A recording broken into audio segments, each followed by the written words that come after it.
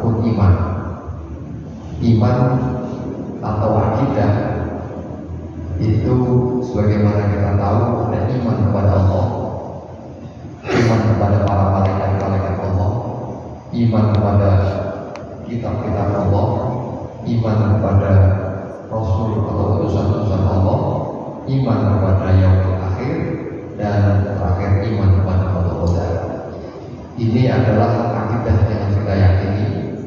Sebagaimana kita hari ini melakukan prosesi syahadat itu untuk meyakinkan iman kita, iman kepada Allah, iman kepada malaikat-malaikat Allah, iman kepada kitab-kitab Allah, iman kepada utusan-utusan Allah, iman kepada hari akhir, dan iman kepada qadar, baik syar'i wa khairihi.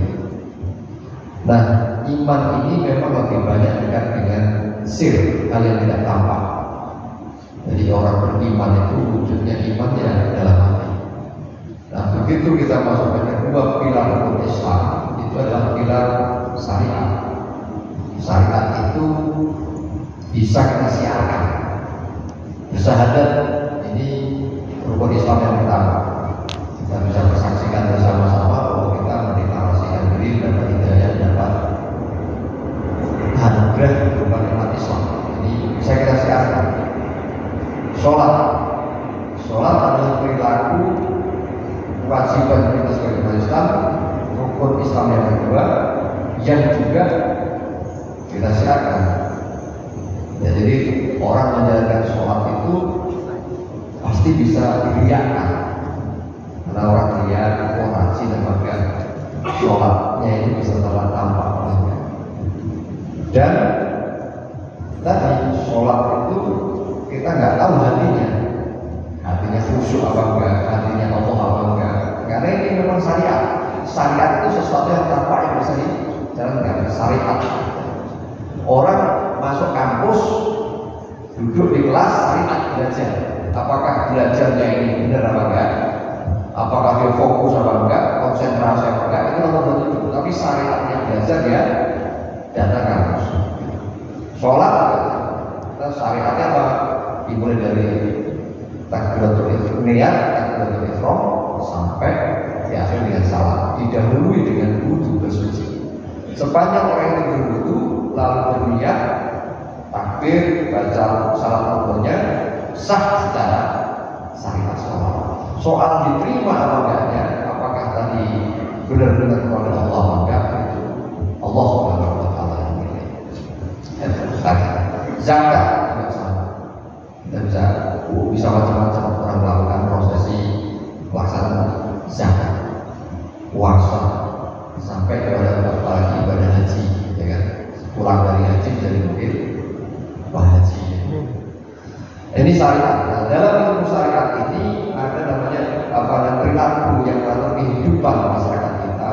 Maka dalam satu ini ada ilmu fikih yang mendasari kehidupan agama kita, yakni tentang kehidupan kita apa? Ada bab iktisodiyah, ekonomi.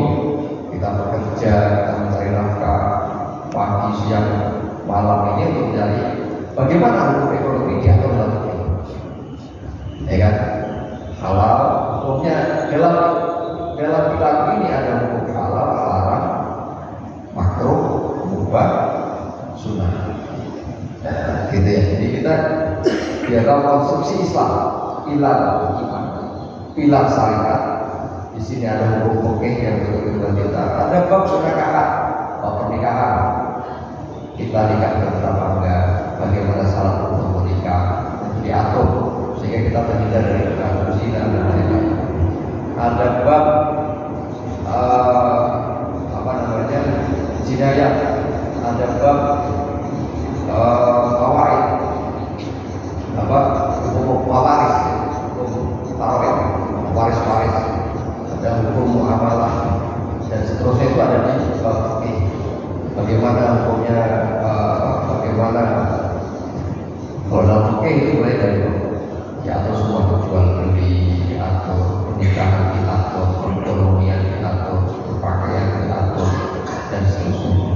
Jadi kita akan mengatur hukum halal, haram, sunnah,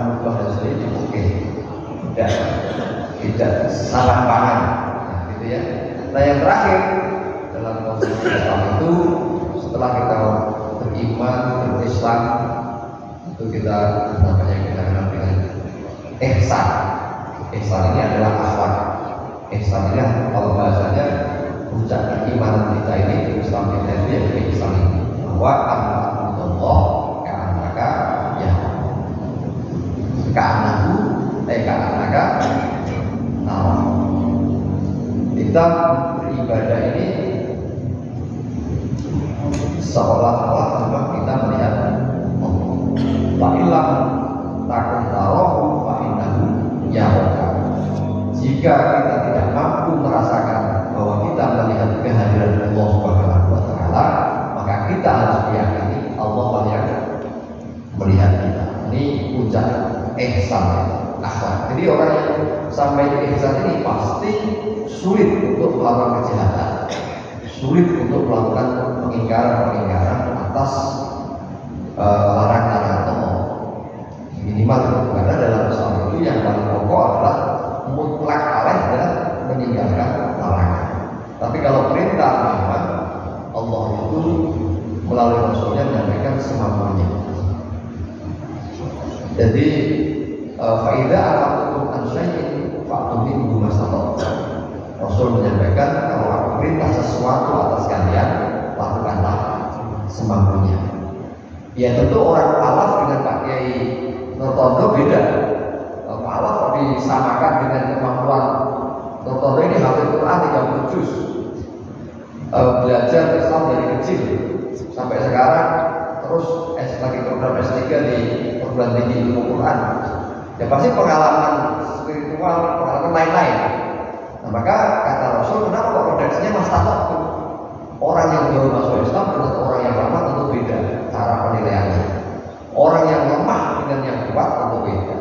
Orang yang kaya dengan yang miskin, orang yang sempurna dengan sempurna. Maka itu Rasul menyampaikan beribadah itu, kewajiban itu pasti semampunya juga. Ada yang baru taraf SD, mungkin sudah masuk taraf SMP, terus SMA. Enggak, kemampuan itu nggak bisa disamaratakan. Pokoknya semua harus sedekah 1 juta bisa. Pokoknya semua harus malam itu tahajud 10 rakaat nggak bisa. Variasi, ada yang 2 rakaat itu nikmat, ada yang kalau belum 8 rakaat nggak nikmat, itu macam-macam. Baik masalah. Nah, tapi berikutnya maksudnya wa idza nahaitukum an syai'in fajtanibuh. Kalau saya larang atas sesuatu, kita wajib meninggalkan. Gak ada semampunya yang meninggalkan sesuatu.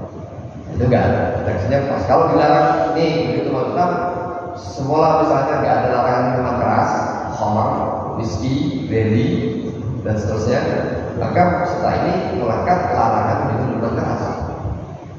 Ustaz, gimana kalau dicicip dulu? Biasanya kan saya sehari 1 kopi. Gimana kalau sekarang 1 sendok kecil lah? Boleh nggak? Nggak boleh, karena mutlak. Nggak ada larangan itu icip-icip. Sedikit aja dulu, nggak bisa. Ya larang, modal larangan itu meninggalkan nafsu. Bahkan nggak modal. Jadi larangan semua itu nggak ada modal. Kalau menjalankan perintah itu mesti ada modal, ya kan? Minimal harus pakai baju bersih, gitu kan? Minimal ada modal. Tapi kalau larangan nggak ada modal. Dilarang minum khamar, berarti kan tinggal uang kita tidak kita belanjakan membeli khamar. Betul nggak? Dilarang berzina, ada nggak larangan berzina ini? Sedikit-sedikit juga ada. Pokoknya berzina mutlak. Tapi larangan itu nggak boleh. Dilarang apa? Merasani orang.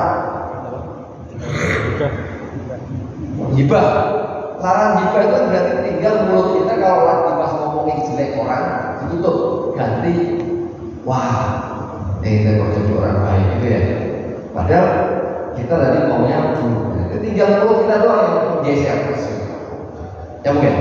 Kalau larangan sampai dilarang judi, misalnya tradisi satu suku tertentu judi memang satu ini. Nah sekarang kita nggak bisa judi ya tinggalkan, malah kita nggak dan seterusnya. Begitulah. ihsan itu akan membentuk kita melaksanakan perintah dan menjauhi larangan. Karena kita CCTV oleh Allah Subhanahu wa taala.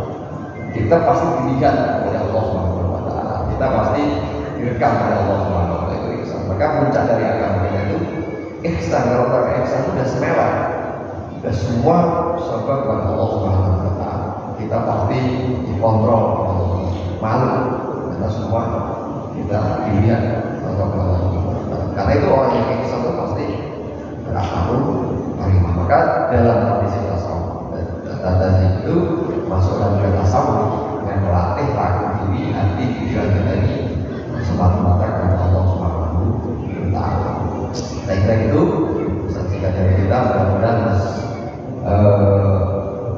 Maruli diberi kekuatan lahir batin, sejajarnya, lingkungannya, dan insya Allah masih pusat Islamnya setiap membimbing, menjadikan sarana dan sarana untuk belajar, memperbaiki dan menambah ilmu wawasan Islam. Jangan sampai Islam yang rahmah ini, Islam yang menyenangkan ini ketemu guru, ketemu paham, ketemu kelompok yang rasanya Islam jadi berat, Islam yang menjadi menyusahkan.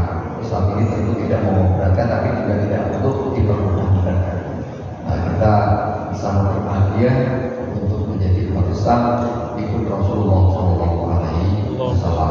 Intinya agama kita ini ingin membuat gap masalahnya dari kecil. Orang hidup itu kan punya idealitas, idealitas, lalu kita pada kondisi realitas. Ini realitas kita, ini idealitas kita.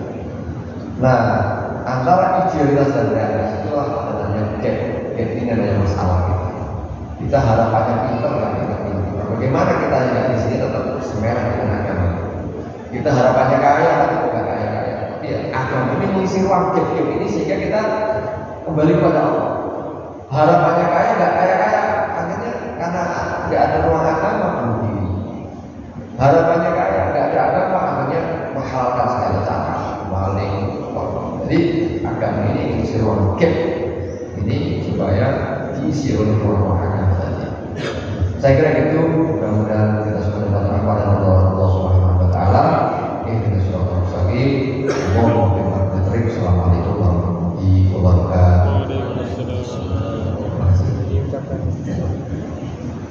kasih.